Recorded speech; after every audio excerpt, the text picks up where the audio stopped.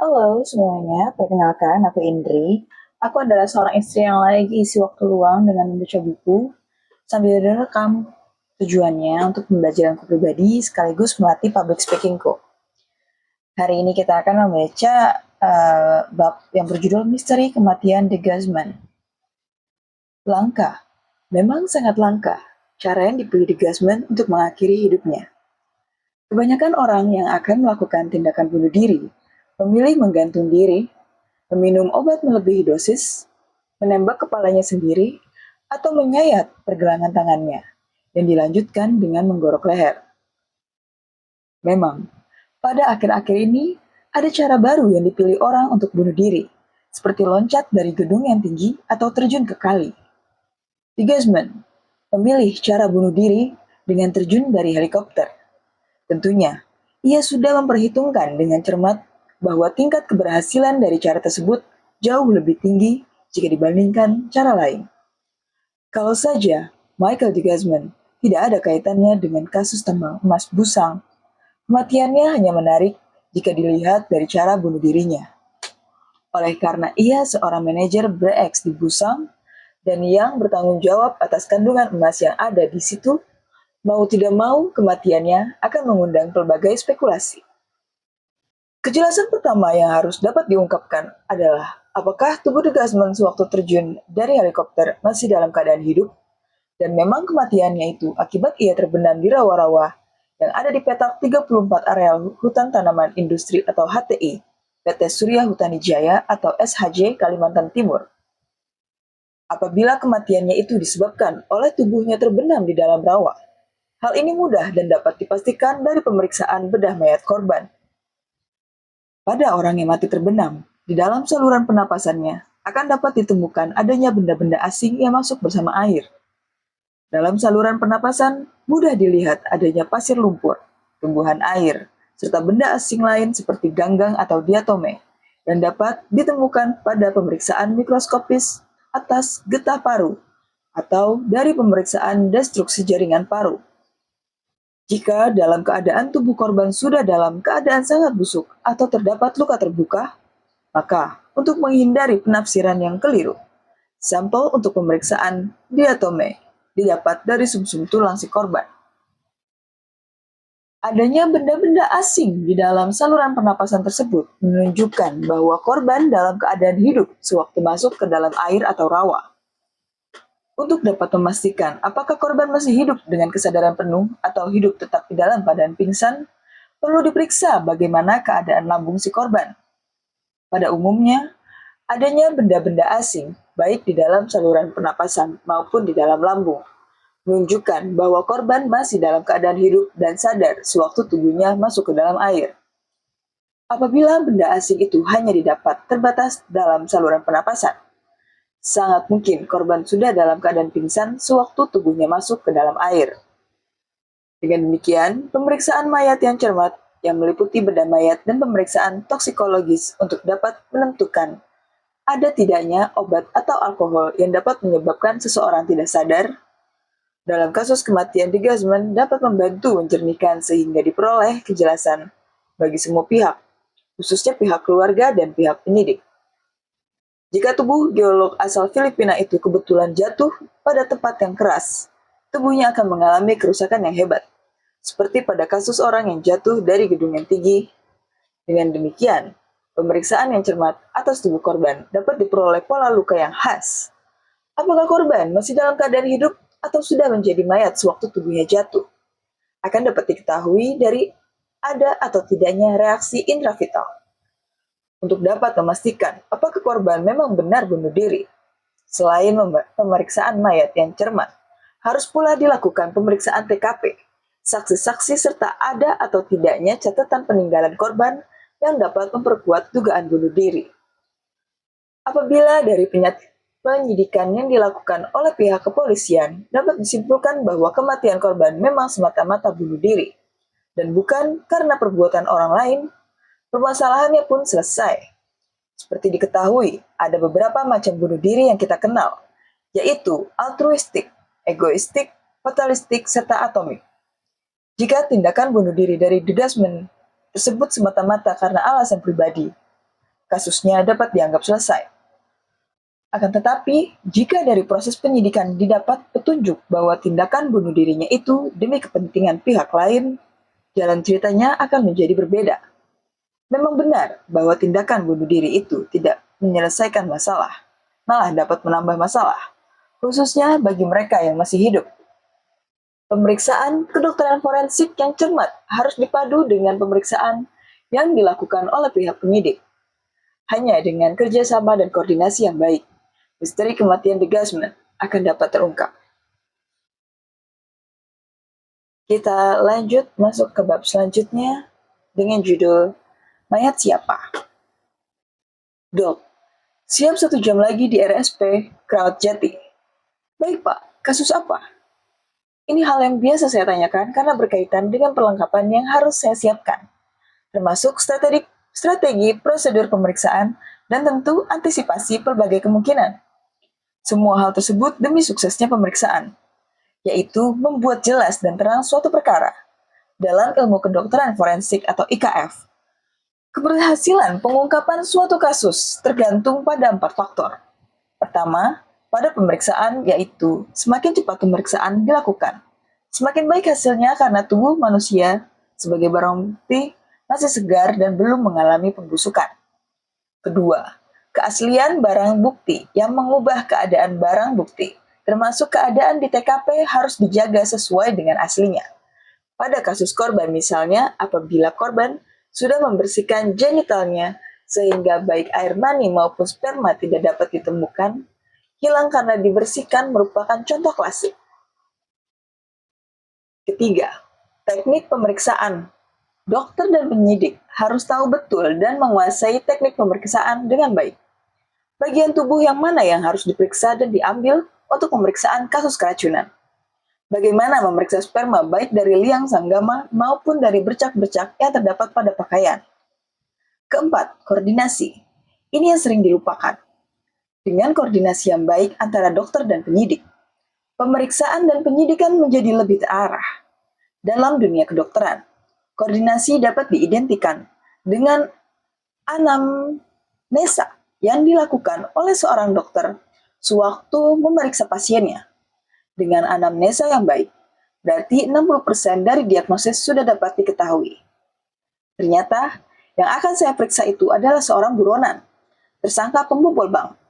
Ia seorang direktur dari sebuah bank swasta. Menurut informasi yang saya dengar dari petugas yang menghubungi saya tadi, sang buronan sewaktu akan disergap di tempat persembunyiannya di Hotel Marbella, terjatuh hingga menemui ajalnya. Dari hasil pemeriksaan forensik atas sang direktur keturunan Cina tersebut, saya mendapati temuan yang mengganjal, agak di luar kebiasaan. Untuk itu saya laporkan kepada petugas. Pak, ada kelainan yang saya temukan pada tubuh korban. Pada umumnya, sesuai dengan pola kelainan atau pola orang yang tewas karena jatuh dari tempat yang tinggi, kecuali satu hal yang janggal. Maksud dokter? Jari manis tangan kirinya seperti ditekuk atau diinjak, Pak. Oh, begitu dok. Singkat cerita, tubuh sang direktur bank swasta tadi dimasukkan dalam peti dan diserahkan kepada pihak keluarganya. Beberapa waktu lalu saya bertemu dengan salah seorang pegawai desain interior. Dia membawa berita. Pada awalnya sungguh mengejutkan. Tapi pada akhirnya saya sadari bahwa saya tidak perlu terkejut karena bukan urusan saya. Yang saya periksa adalah seorang pria keturunan Cina dengan ciri-ciri sebagai berikut. Dengan kelainan sebagai berikut, dan apakah ciri-ciri tersebut sama atau sesuai dengan nama yang tercantum dalam surat permintaan visum et repertum, atau ternyata beda, bukan urusan saya. Dia masih hidup, dok, di negara tetangga dan secara rutin masih mengirimkan uang kepada keluarganya. Setelah 16 tahun, informasi yang menyatakan direktur bank swasta yang jatuh dari Marbella ternyata salah. Korban memang benar. Kita masuk ke bab selanjutnya, dengan judul Nasruddin menguak cerita yang disamarkan. Kisah pembunuhan Direktur PT Putra Raja Wali Banjaran, Nasruddin Zulkarnain, yang ditembak usai bermain golf di padang golf Modernland, Kota Tangerang, dan tewas pada 15 Maret 2009 jelang pemilu di RSPAD Gatot Subroto, Jakarta, menambah panjang peristiwa misteri yang melibatkan pejabat tinggi negara. Proses terjadinya pembunuhan pria yang lahir di ujung pandang 12 Desember 1968 itu berdasarkan putusan Mahkamah Agung nomor 129K strip Pit strip 2010 berawal dari pertemuan saksi Rani Juliani dan Antasari Azhar pada sekitar Mei 2008 di kamar nomor 803 Hotel Grand Mahakam, Jakarta Selatan. Menurut Rani, mereka membicarakan keanggotaan atau membership terdakwa di Padang Golf Modern Land, Kota Tangerang. Saat akan pulang, Antasari memberikan Rani Juliani uang sebesar 300 US dollar. Pertemuan tersebut diceritakan Rani kepada korban, yang kemudian meminta menemui Antasari lagi untuk meminta bantuan agar korban dilantik sebagai direktur di BUMN karena SK telah diterima. Setelah dihubungi, Antasari bersedia bertemu di tempat yang sama di kamar 803 Hotel Grand Mahakam, Jakarta Selatan. Selanjutnya, bersama Nasruddin dengan menggunakan taksi, Rani menuju Hotel Grand Mahakam, Jakarta Selatan. Saat Rani akan menuju kamar nomor 803, korban meminta Rani agar mengaktifkan telepon selulernya supaya bisa mendengar pembicaraan. Pada saat Rani masuk, Antasari sudah berada di kamar hotel dan mempersilahkan Rani duduk di sofa. Dalam pembicaraan, Rani meminta Antasari kembali menjadi anggota Padang Golf Modern Land dan meminta dia membantu saudaranya yang sudah mempunyai SK sebagai direktur di BUMN agar bisa dilantik. Di sela pembicaraan itu, masih menurut Rani, Antasari menggodanya tetapi ditolaknya. Setelah pembicaraan itu, Antasari memberi Rani uang sebesar 500 US dollar. Saat akan keluar kamar, tiba-tiba Nasruddin masuk dan marah sambil berkata kepada Antasari, "Mengapa Bapak bertemu dengan istri saya di sini? Dan apa yang Bapak lakukan terhadap istri saya?"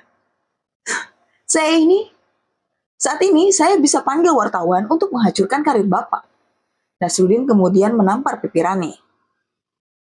Mendengar Nasruddin marah, Antasari merangkul dan mengajaknya bicara di sudut ruangan kamar hotel dan berusaha menenangkannya. Rupanya kejadian itu berbuntut panjang, hingga berujung pada penembakan Nasruddin di dalam mobilnya, BMW warna silver dengan plat nomor polisi B191E. Pada Sabtu 14 Maret 2009, sekitar pukul 14.30 waktu Indonesia Barat, di Jalan Hartono Raya Modern Land, Kota Tangerang, ketika korban berada di dalam mobil, laju kendaraannya dihalang-halangi oleh mobil Toyota Avanza warna silver nomor polisi B8870NP yang dikemudikan saksi Franciscus Tadon Kerans alias Amsi. Saat BMW yang dinaikkan korban melambat saat akan melewati polisi tidur, sepeda motor Yamaha Scorpio warna gelap nomor polisi B6862SNY yang dikendarai Heri Santosa bin Rasja alias Bagol dengan membonceng Daniel Dayan Sabon alias Daniel bergerak mendekati samping kiri mobil BMW yang dinaiki korban hingga berjarak lebih kurang sekitar setengah meter. Kemudian Daniel Dayan Sabon alias Daniel mengarahkan senjata api jenis revolver tipe S&W kaliber 38 yang telah dipersiapkannya ke kaca samping kiri belakang BMW, lurus searah dengan kepala korban, lalu menembak. 2 peluru menembus kaca pintu mobil dan tepat mengenai kepala korban. Nasruddin tewas, sebagaimana diterangkan dalam Visum et Repertum nomor 1030-SK titik 2 03 2 strip 2009 tanggal 30 Maret 2009 yang ditandatangani oleh penulis sendiri, yang pada kesimpulannya menerangkan, pada mayat laki-laki yang berumur sekitar 40 tahun ini, didapatkan 2 buah luka tembak masuk pada sisi kepala sebelah kiri, kerusakan jaringan otak serta pendarahan dalam rongga tengkorak, serta 2 butir anak peluru yang sudah tidak utuh. Penyebab kematian orang ini adalah tembakan senjata api yang masuk dari sisi sebelah kiri. Berdasarkan sifat lukanya, kedua luka tembak tersebut merupakan luka tembak jarak jauh. Peluru pertama masuk dari arah belakang sisi kepala sebelah kiri, dan peluru yang kedua masuk dari arah depan sisi kepala sebelah kiri. Diameter kedua anak peluru tersebut 9 mm dengan ulir ke kanan. Hal tersebut sesuai dengan peluru yang ditembakkan dari senjata api kaliber 38 tipe S&W. Tetapi pihak kepolisian daerah Metro Jaya mengklarifikasi pernyataan penulis tentang sudah tidak aslinya jenazah Nasruddin. Menurut Kepala Bidang Humas Polda Metro Jaya saat itu, Komisaris Boy Rafli Amar, bekas jahitan di kepala jenazah Nasruddin adalah hal yang wajar. Sebab sebelum diperiksa tim forensik, jasad tersebut jasad Nasruddin sempat ditangani pihak rumah sakit agar nyawanya bisa diselamatkan. Nasruddin sempat dibawa ke Rumah Sakit Mayapada Tangerang dan Rumah Sakit Pusat Angkatan Darat RSPAD Gatot Subroto Jakarta agar nyawanya bisa diselamatkan. Karena itu, saat pemeriksaan forensik di Rumah Sakit Cipto Mangunkusumo atau RSCM Jakarta melihat bekas jahitan pada jasad Nasruddin. Sebelumnya saya, selaku saksi ahli forensik menyatakan manipulasi jasad korban terlihat dari jahitan di kepala korban sebelum pemeriksaan forensik. Kepada wartawan, penulis menyatakan keterangan yang ia berikan itu tidak berbeda dengan kesaksiannya selama di persidangan. Di antaranya, berdasarkan sifat luka tembak di kepala Nasruddin, ia menyatakan bahwa Nasruddin ditembak dari jarak jauh. Dalam pengertian balistik, jarak di atas 60 cm sudah termasuk jarak jauh. Nah, ia ditembak dari jarak sejauh itu. Jelas saya di kantor Komisi Yudisial. Selain itu, saya mengatakan saat menerima jenazah Nasruddin, kondisinya tidak dalam keadaan aslinya, tidak dalam keadaan utuh atau tersegel. Kondisi mayat seharusnya masih berbalut baju ketika mayat meninggal, tetapi ia sudah menerima tanpa label, tanpa baju, dan kondisi luka kepala sudah terjahit. Saya pernah menjelaskan bahwa jenis peluru yang bersarang di Nasruddin Zulkarnain memiliki diameter 9 mm, kaliber 38, tipe SNW, tapi saat itu diminta dihapus oleh polisi. Ketika terjadi penembakan, saya sudah mendengarnya. Saya juga tahu kalau jasad Nasruddin sebelum dibawa ke RSCM Jakarta, terlebih dahulu dibawa ke Rumah Sakit Mayapada Tangerang, yang kebetulan saya jaga malam minggu. Sudah selesai saya pulang. Ternyata sekitar pukul 10-an saya ditelepon Hariman Siregar. Ia minta saya melakukan pemeriksaan karena ada kawannya di Pantai Indah Kapuk yang jatuh dan mencurigakan. Jadi agak siang saya ke sana. Sebentar ya, saya minum dulu.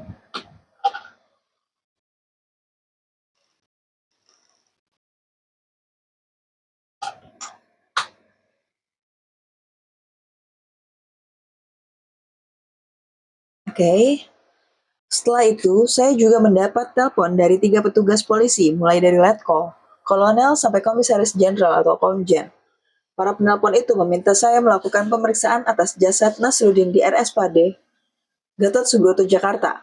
Saya katakan bahwa saya capek, tapi mereka meminta saya ke sana. Akhirnya sekitar pukul 4 sore mayatnya dibawa ke RSCM. Tetapi keluarga korban tidak mau Nasruddin diotopsi. Saya melihat di tubuh korban tidak ada apa-apa, tapi ada luka di sisi kiri kepala. 2 buah luka yang sudah dijahit. Pada kasus luka tembak yang penting ditemukan pelurunya. Kalau tembus tak perlu diotopsi. Saya temukan pelurunya. Kemudian waktu itu ada petugas yang meminta proyektilnya. Saya katakan bahwa proyektilnya bisa diambil besok karena saya harus mendeskripsikan terlebih dahulu ukurannya dan putarannya kemana. Pemeriksaan proyektil ada prosedurnya. Besoknya, saya baru memberikan proyektil tersebut kepada petugas. Saya juga mengikuti proses persidangan sebagai saksi ahli. Selama persidangan, ada 9 terdakwa, diantaranya 5 eksekutor di Tangerang, dan 4 orang dianggap otak pelaku ada di Jakarta Barat. Kemudian, setelah selesai BAP, usai menandatangani berkas, nama Rani belum muncul. Tidak lama kemudian baru nama Rani muncul. Dari situ saya mengerti tentang pola permainan ini. Lalu saya membandingkannya dengan kasus pembunuhan Pragawati Kondang asal Bandung di era 1980-an, DJ Budiarsi. Saat itu saya melakukan otopsi terhadap DJ. Peristiwa terkuak kematian DJ berawal pada Senin 8 September 1986, sekitar pukul 10 waktu Indonesia Barat, 10 malam. Sebuah mobil sedan Honda Accord warna putih tiba-tiba berhenti di tepi jalan Dupa, Kalibata, Jakarta Selatan. Ternyata di dalam mobil bernomor polisi B1911ZW itu terbujur sesosok perempuan, DJ Budiarsi. Tapi tubuhnya telah membeku. 5 luka tembakan senjata api bersarang di tubuhnya. Di belakang telinga kanan, dada, pundak, ketiak kanan, dan di punggung kanan. Siapakah pelakunya? Kemudian polisi datang membawa skenario Muhammad Sirajuddin alias Pak D ditetapkan sebagai pembunuhnya sebab pria warga Susukan Ciracas Jakarta Timur itu sebelumnya juga dituduh membunuh Endang Sukitri, seorang pemilik toko bangunan di Depok, Jawa Barat. Menurut polisi, disebutkan bahwa DJ menitipkan uang sebesar 10 juta kepada Pak D yang juga berprofesi sebagai dukun. Sedianya, duit tersebut bakal disulap menjadi ratusan juta rupiah, seperti dijanjikan pria pensiunan tentara dengan pangkat terakhir pembantu letnan satu itu.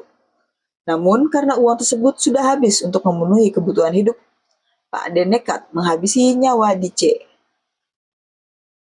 Seperti sebuah mimpi buruk, akhirnya Pak D harus duduk di kursi pesakitan dalam persidangan di Pengadilan Negeri Jakarta Selatan. Pak D membantah sebagai pembunuh DJ seperti yang tercantum dalam BAP yang dibuat polisi. Pengakuan itu menurut Pak D dibuat karena tak tahan disiksa polisi termasuk anaknya yang menderita patah rahang. Ketika itu Pak D mengajukan alibi bahwa Senin malam ketika pembunuhan terjadi, dia berada di rumah bersama sejumlah rekannya. Saksi-saksi yang meringankan untuk memperkuat alibi saat itu juga hadir di pengadilan. Namun, saksi dan alibi yang meringankan itu tak dihiraukan majelis hakim. Akhirnya, majelis hakim yang diketuai Reni Retnowati pada 11 Juli 1987 memvonis hukuman seumur hidup karena dianggap bersalah melakukan tindak pidana pembunuhan berencana. Karena merasa tidak bersalah, Pak D mengajukan banding sambil tetap menjalani hukuman di Lembaga Permasyarakatan Cipinang, Jakarta. Namun, upaya banding kandas setelah Pengadilan Tinggi DKI Jakarta justru menguatkan putusan Pengadilan Negeri Jakarta Selatan. Tak menyerah, ia kemudian mengajukan kasasi agar putusan dua hakim sebelumnya dibatalkan. Namun, lagi-lagi nasib baik belum berpihak. Majelis Hakim Kasasi yang diketuai Adi Andoyo Sucipto pada 23 Maret 1998 menolak permohonan tersebut. Menurut analisis saya, dalam kasus DJ terjadi tarik-menarik dua kepentingan antara Polda Jakarta Raya dengan Polda Jawa Barat. Sebagaimana disebutkan di atas, sebelumnya Pak D juga dituduh terlibat kasus pembunuhan Endang Sukitri, seorang pemilik toko bangunan di Depok, Jawa Barat. Seharusnya diselesaikan kasus pertama ini, baru yang kedua, tetapi ternyata tidak demikian. Oleh karena yang terlibat dalam kasus DJ ada nama-nama besar, maka tidak boleh ada yang menyentuh waktu itu. Di antaranya pejabat tinggi di Auri, pengusaha ternama yang sudah meninggal, dan satu lagi diisukan sebagai menantu Soeharto. Jadi kasus ini diselesaikan dengan cara seperti itu. Saya sempat dipanggil ke Kejaksaan Negeri Bogor, Jawa Barat. Saat itu ada istilah koordinasi. Ada koordinasi dok, ada pesan agar misi kita harus sukses. Kalau tidak sukses, kita berantakan nih dok. Salah satu petugas dari Jakarta berkata begitu. Saat pemeriksaan korban pembunuhan di Depok, saya menemukan luka-luka yang tidak sesuai dengan hantaman kekerasan tumpul. Sementara barang bukti yang ada adalah sebuah kapak. Sedangkan dalam laporan disebutkan bahwa korban dikapak. Waktu itu semua saksi disumpah secara Islam, padahal ada satu saksi yang beragama Kristen. Ini tidak benar. Kemudian ada lagi satu saksi yang menyatakan bahwa sore menjelang maghrib, dia melihat tersangka atau Pak D berdiri di sebelah Vespanya menggunakan helm. Dia yakin mengenali tersangka. Saya katakan, yang benar. Saya katakan, yang benar Pak. Masa orang pakai helm begitu ketemu langsung bisa dikenali? Hilangkan yang gini. Ganti bahwa orang tadi melihat seseorang berdiri di samping Vespa. Saya kemudian diminta pergi ke Bogor karena di kapak tersebut ditemukan rambut. Bisa jadi itu rambut korban untuk memperkuat bahwa senjata ini digunakan untuk menghabisi korban. Kuburan korban pun diminta digali kembali. Saya bilang, jika digali, masyarakat akan tahu. Tidak usah digali, lagian Bapak tahu tidak? Pada bagian kepala satu orang, di 20 tempat bisa beda rambutnya. Niat itu tidak jadi dilaksanakan. Akhirnya saya menyarankan untuk mencari barang-barang pribadi korban. Dari situ dikembangkan. Singkat kata, kasus ini diselesaikan dengan tetap membiarkan siapa dalangnya menjadi pertanyaan historis. Kembali ke kasus Nasruddin. Siapa otak di balik pembunuhan ini? Kepolisian dan pengadilan hanya dapat menangkap dan mengadili para eksekutornya. Dalang. masih terus terbuka dan belum terjawab. Kita akhiri dulu bacaan hari ini. Selanjutnya kita akan baca tentang 30 menit kematian menjemput Munir. Semoga kalian masih tetap senang mendengarkannya sampai akhir dan sehat selalu.